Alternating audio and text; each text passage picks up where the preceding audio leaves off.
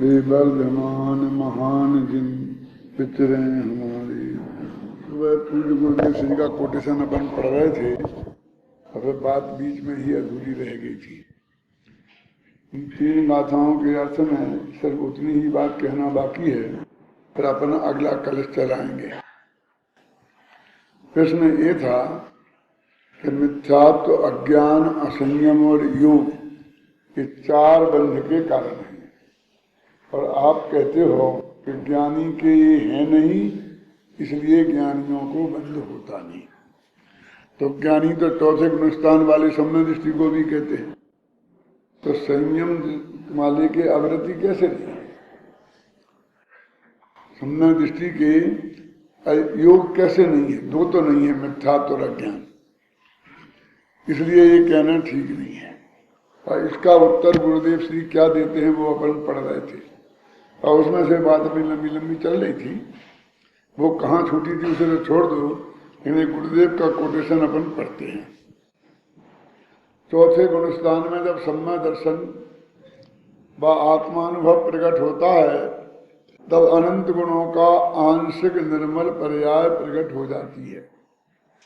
आंशिक रूप से अवृतपना टल जाता है, अवृत्ति टल जाती है।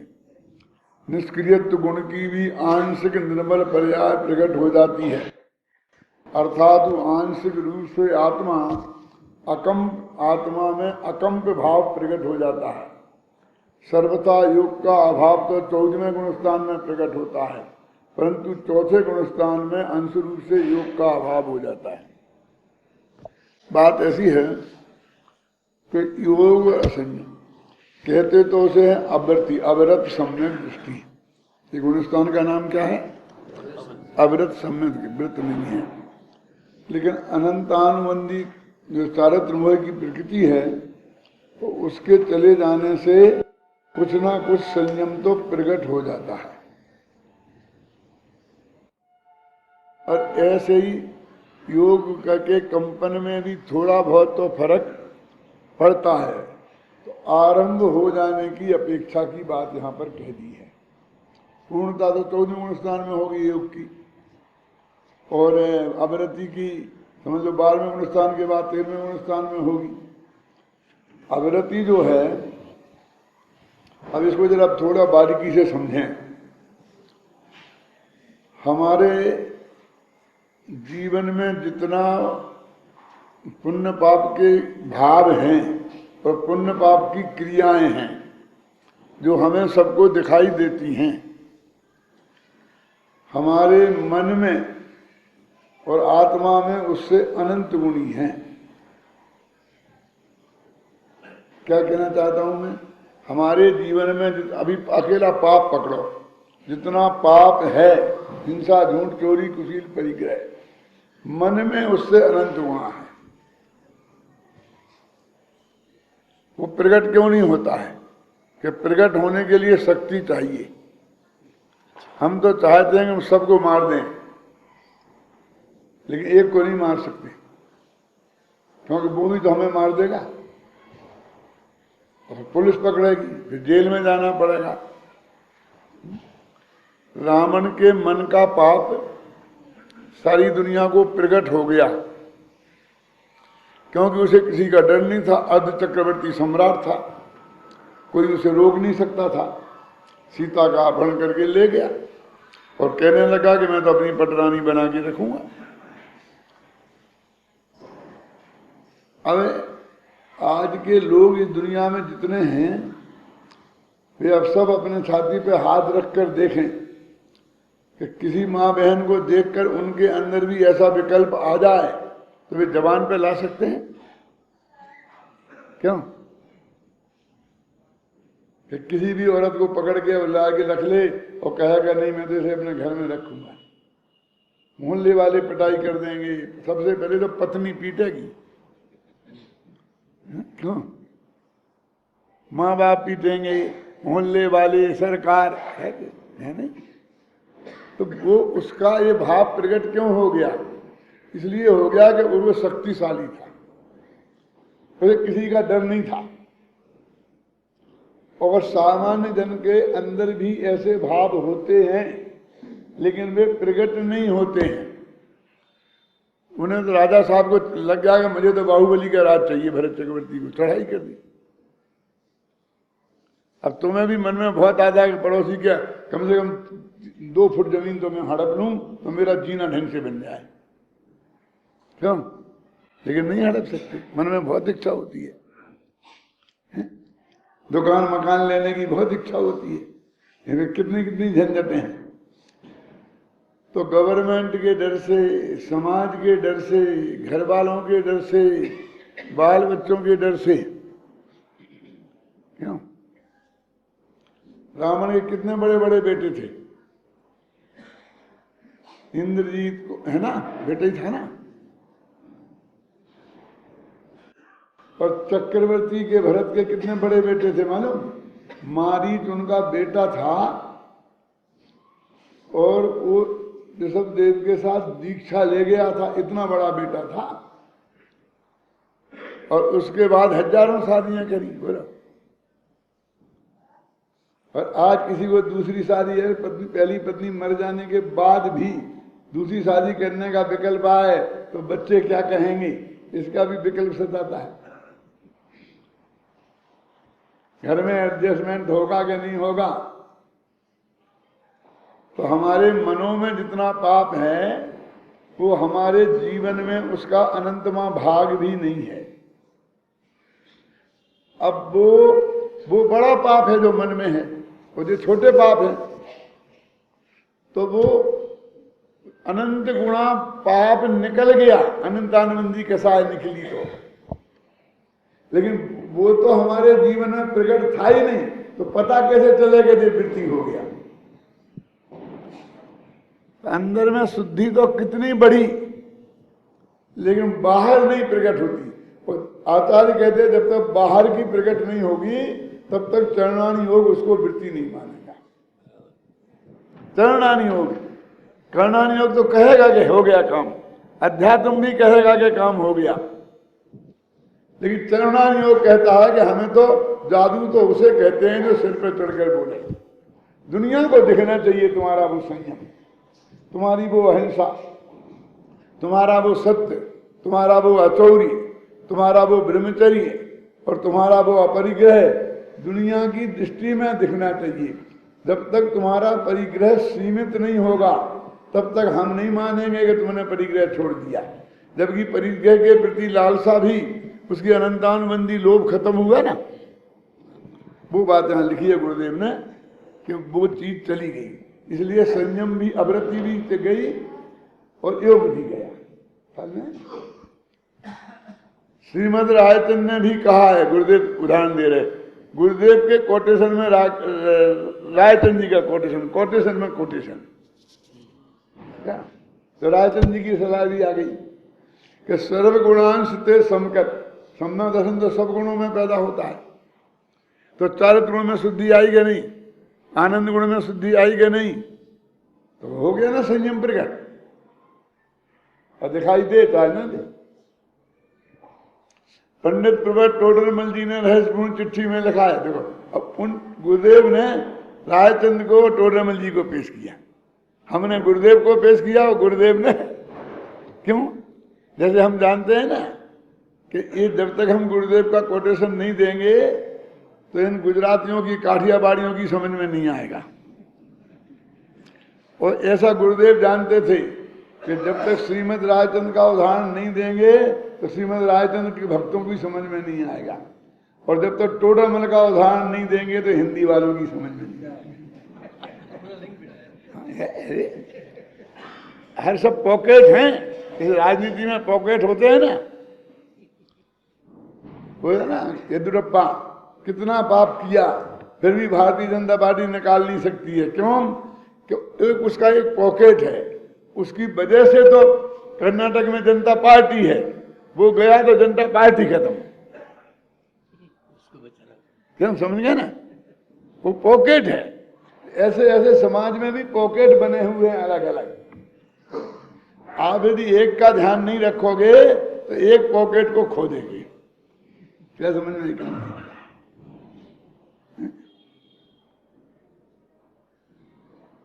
इसलिए बराबर नाम लेके कोटेशन दे के बात कह रहे कि नहीं कह रहे। रहस्यपूर्ण चिट्ठी में लिखा है कि चतुर्थ गुणस्थान वृत्ति आत्मा के ज्ञानादि गुण एक देश प्रकट हुए हैं, लिखा ना। तात्पर्य यह है कि ज्ञानादि सर्व गुणों में एक देश प्रकट होना सम्यक दर्शन है। अकेले एक श्रद्धा गुण की पर्याय नहीं है सम्यक दर्शन वगैरह, अनंत गुणों में जो शुद्धि हुई है उसका नाम सम्यक दर्शन है। गुरुदेव के वो स्वाध्याय भवन था ना ऊपर, जहां वे हमेशा स्वाध्याय करते थे। एक जगह लिखा था दिव्य दृष्टि सो सम्यक दृष्टि, एक जगह लिखा सर्व गुणांश संकित, ये भी लिखा था ना बड़े बड़े अक्षरों में।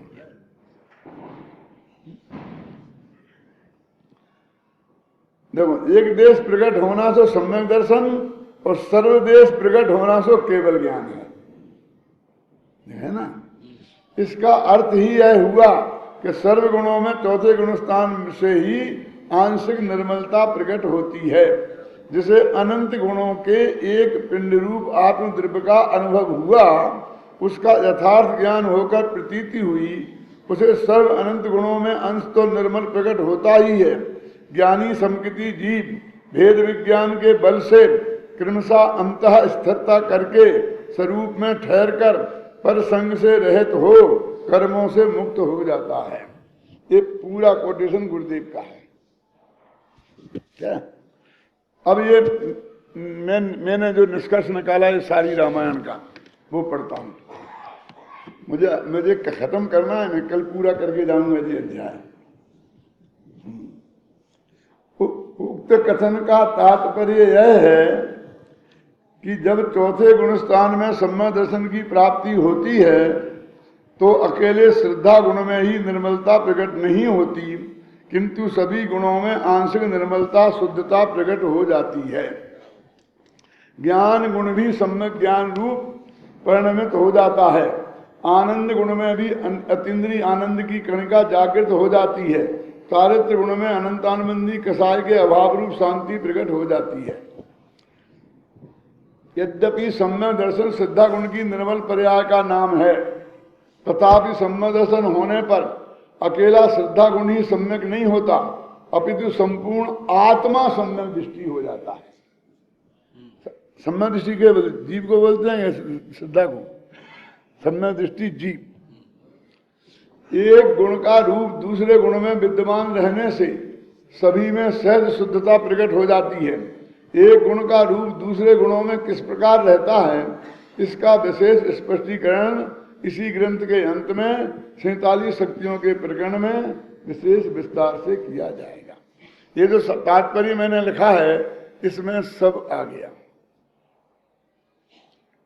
अब समय सार टीका और ये समय सार अनुशीलन में क्या अंतर है। ये जो कोटेशन दिए ये सब उसमें से निकाल दिए और उसमें अमरचंद का अर्थ किया, जहां आवश्यक समझा जयसेन को बताया, अति आवश्यक समझा तो राजमल जी को बनारसी दास को कोट किया बहुत कम, और गुरुदेव को भी नहीं किया, और अपना ये निष्कर्ष उसने दे दिया। इसलिए माल तो पूरा मिल गया उस टीका में। अब जैसे विस्तार से सबको देखना होगा इसमें देखे, समझ लेना भी ये अंतर है। बस इतनी सी बात सुबह बाकी रह गई थी उन गाथाओं में। अब अपन आगे बढ़ते हैं। आगे देखो क्या है। अब भेद विज्ञान की महिमा का निरूपक संबर अधिकार समाप्त हो रहा है। अतः अब भेद विज्ञान की भावना भाने की प्रेरणा देने के लिए आचार्य अमृतचंद्र 3 कलश काव्य लिखते हैं। उसके बाद अधिकार की समाप्ति पर जिस प्रकार प्रत्येक अधिकार के अंत में ज्ञान ज्योति को स्मरण करते आ रहे हैं, उसी प्रकार इस अधिकार के अंत में ज्ञान ज्योति का स्मरण करेंगे। तो 4 कलश बस बाकी हैं, 3 इनके बाद के वेद विज्ञान की महिमा के और 1 कलश अंतिम मंगलाचरण के रूप में। बस उक्त कलशों में भेद विज्ञान की भाने की प्रेरणा देने वाला प्रथम कलश इस प्रकार है। सब पढ़ो भाई, पढ़ो संस्कृत पढ़ो पहले, फिर हिंदी। पढ़ते हो संस्कृत? आत्मतत्व की उपलब्धि हो भेद ज्ञान से, आत्मतत्व की उपलब्धि से संवर होता, इसीलिए तो सच्चे दिल से हितवती करना, अरे भक्त जन भव्य भावना भेद ज्ञान की। देखो संस्कृत का हेमचंद जी को तो हेमचंद जी पढ़ेंगे।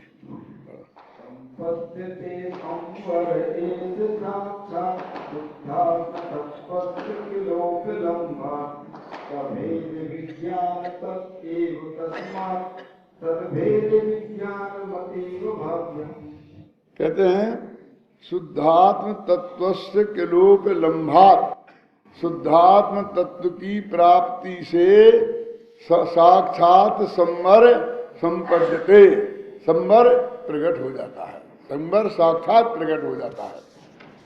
क्या आज शुद्ध तत्व की प्राप्ति होती है तो उससे संवर प्रकट हो जाता है। भेद विज्ञान से क्या होता है? शुद्ध तत्व की प्राप्ति, और शुद्ध तत्व की प्राप्ति से संवर प्रकट हो जाता है। देखा ना, सब भेद विज्ञान तएव तस्मात्, उस शुद्धात्म तत्व की उपलब्धि भेद विज्ञान से ही होती है।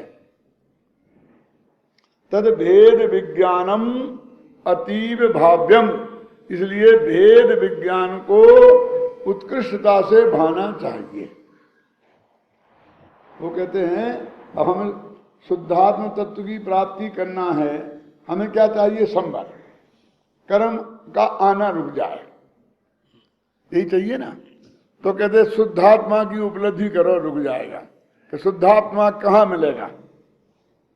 कि भेद विज्ञान से शुद्धात्मा की उपलब्धि होगी।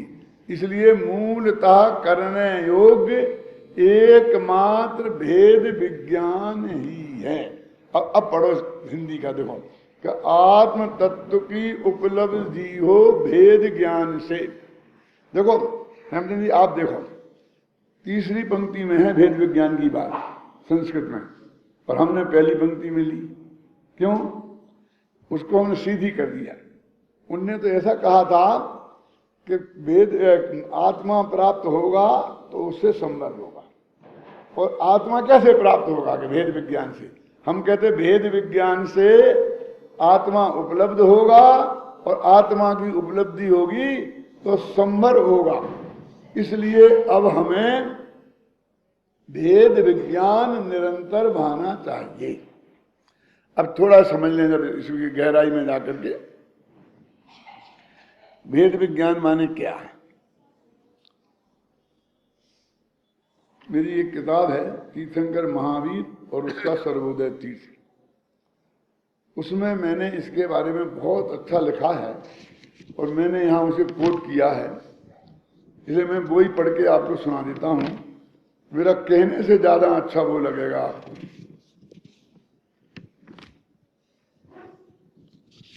पेज नंबर 132 पर है ना मेरी किताब। ये एक किताब है ना, इसमें अब गुजराती का तुम समझ लेना है। इसी के मामले में भेद विज्ञान का स्वरूप मैंने 24 वर्ष पहले जब ये लिखा था, इसके 24, आज से तो 36 वर्ष पहले हो गया, तीर्थंकर भगवान महावीर और उसका सर्वोदय तीर्थ पृष्ठ 128-29 पर इस प्रकार स्पष्ट किया है। मिल गया 150 पे। देखो भैया, ये इतना बढ़िया लिखा है कि मैं बोलकर उतना बढ़िया नहीं बोल सकता। ये शांति से सुनना। पर से भिन्न निजात्मा को जानना ही भेद विज्ञान है। भेद विज्ञान स्व और पर के बीच किया जाता है, अतः इसे स्वपर भेद विज्ञान भी कहा जाता है। वस्तुतः यह आत्म विज्ञान ही है, क्योंकि इसमें पर से भिन्न निजात्मा को जानना ही मूल प्रयोजन है। ये सन 74 में लिखा गया। सन 74 समझ लिया। आज कितना है? 11। और 74 से 11 में कितने वर्ष हो गए? 26 और 11 37। ये भगवान महावीर का निर्वाण महोत्सव था ना, तो उसमें एक किताबें 40,000 छप के बटी थी, और ये महासमिति ने बांटी थी, वो साहू शांति प्रसाद जी ने और उन लोगों ने। गुरुदेव की हाजिरी, गुरुदेव तो हाजिर 37 साल पहले गुरुदेव नहीं थे क्या? गुरुदेव की हाजिरी में ख्याल में आई ना। ये देखो, भेद विज्ञान में मूल बात दोनों को मात्र जानना या एक साथ जानना नहीं है, भिन्न भिन्न जानना है। भिन्न भिन्न जानना भी नहीं है, पर से भिन्न स्वा को जानना है, पर को छोड़ने के लिए जानना है और स्वा को पकड़ने के लिए जानना है। जानना तो दोनों को है, लेकिन इसे छोड़ना है इसलिए जानना है, इसे पकड़ना है इसलिए जानना है। पर को मात्र जानना है और स्वा को जानकर उसमें जमना है, रमना है। स्व और पर को जानने का आशय उनके भेद प्रभेदों के विकल्प जाल में उलझने से नहीं, किंतु समस्त भेद जिसमें समा गए हैं ऐसे अभेद अखंड आत्मा को अखंडपने जानने से है। कमल जी, आपके पास किताब नहीं है? इनकी में देखो, दृष्टि की अपेक्षा त्रिकाली ज्ञानानंद स्वभावी ध्रुव चैतन्य निज तत्व ही स्वा है। सब पुद्गलादि अचेतन पदार्थ, उनके गुण और उनकी पर्यायें तो पर हैं ही, साथ ही आत्मा में उत्पन्न होने वाले मोह राग देश आदि विकारी भाव रूप आश्रय बंध पुण्य पाप तत्व भी पर हैं। यहाँ तक कि संबर निद्रा और मोक्ष रूप अविकारी पर्यायें भी पर की कोटि में ही आती हैं, क्योंकि इन्हें जीव तत्व में मान लेने पर संबरादि तत्व जुदे नहीं बनेंगे। इस पर मुझे 25,000 का पुरस्कार मिला था 37 वर्ष पहले, और गुरुदेव श्री के हाथ से मिला था। अब मन भोपाल पंच कल्याणक में जी गवाई बैठे हैं, वहां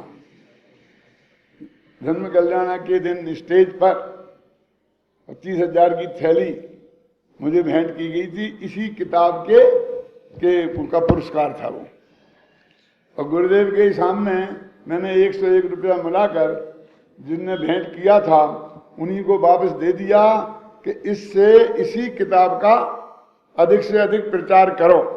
तो उन्होंने फिर 30,000 किताबें छपाई इसकी पॉकेट बुक में, जो स्टेशनों पे मिलती है, और उसको सारे हमारे 3 महीने की यात्रा थी ना, तो उसे गांव गांव में उसको बांटी बाबू भाई ने। धर्म चक्र में जाने वाले जितने लोग यहाँ होंगे उन्हें सब जो एक गवाह जे बैठे मेरे सामने, है ना। देखो, दृष्टि की अपेक्षा त्रिकाली ज्ञानानंद स्वभावी ध्रुव चैतन्य निज तत्व ही स्वा है। स्वपर भेद विज्ञान है ना। सब पुद्गलादि अचेतन पदार्थ, उनके गुण और उनकी पर्यायें तो पर हैं ही, साथ ही आत्मा में उत्पन्न होने वाले मोह राग देश आदि विकारी भाव रूप आश्रय बंध पुण्य पाप तत्व भी पर हैं। यहाँ तक कि संवर निद्रा और मोक्ष रूप अविकारी पर्यायें भी पर की ही कोटि में आती हैं, क्योंकि इन्हें जीव तत्व में शामिल मान लेने पर संवरादि तत्व जुदे नहीं बनेंगे। ये सब 37 वर्ष पहले मेरे ख्याल में थी ये सब बातें। देखो आगे पढ़ते हैं हम। समस्त पर जीव द्रव्य, पर जीव द्रव्य समझ में आई ना, अपने जीव को छोड़कर, अजीव द्रव्य और आश्रम बंद संवर निद्रा और मोक्ष रूप पर्याय तत्वों से दृष्टि हटाकर इनसे भिन्न निज ध्रुव तत्व में दृष्टि और ज्ञान को केंद्रित करना ही स्वपर भेद विज्ञान है। आत्मार्थी पर को भी जानते हैं, पर उससे कुछ पाने के लिए नहीं जानते, अपनाने के लिए नहीं जानते, पर से भिन्न स्वा की पहचान के लिए वे पर को जानते हैं। उनका पर को जानना भी स्वा की खोज है, क्योंकि उन्हें पर से भिन्न आत्मा को जानना है। पर को न जानेंगे तो उसमें आत्मबुद्धि हो सकती है, इसलिए जिनसे भिन्न जानना है उसे भी जानना होगा, पर उसे जानने के लिए नहीं, आत्मा को जानने में भूल ना हो जाए मात्र इसलिए उसे जानना है। ठीक है, पर को जानना है, पर हे बुद्धि से जानना है। क्या? जैसे जिसकी मां खो गई है, ऐसे बालक अपनी मां की खोज में प्रयत्न में अनेक महिलाओं को देखता है, पर उन पर उसकी दृष्टि जमती नहीं। ये जो कहानी लिखी ना मैं स्वयं भगवानों में, ये कहानी उस वक्त भी मेरे दिमाग में थी, लिखी नहीं गई थी, लिखी उसके 15 वर्ष बाद है? लेकिन ये कहानी का बीज इसमें पड़ा हुआ है ना, है ना।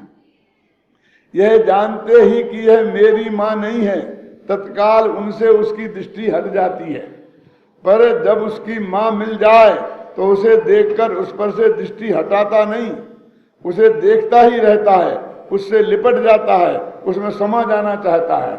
उसी प्रकार ज्ञानी आत्मा यद्यपि पर को जानता है, तथापि उसकी दृष्टि पर में जमती नहीं, रमती नहीं। यद्यपि खोज की प्रक्रिया व खोज को भी व्यवहार से भेद विज्ञान कहते हैं। तो पहले जो कहता है ना 100 द्रव्य का भेद विज्ञान, वो भी भेद विज्ञान, लेकिन व्यवहार से, निश्चय नहीं। निश्चय भेद विज्ञान क्या है सुनो।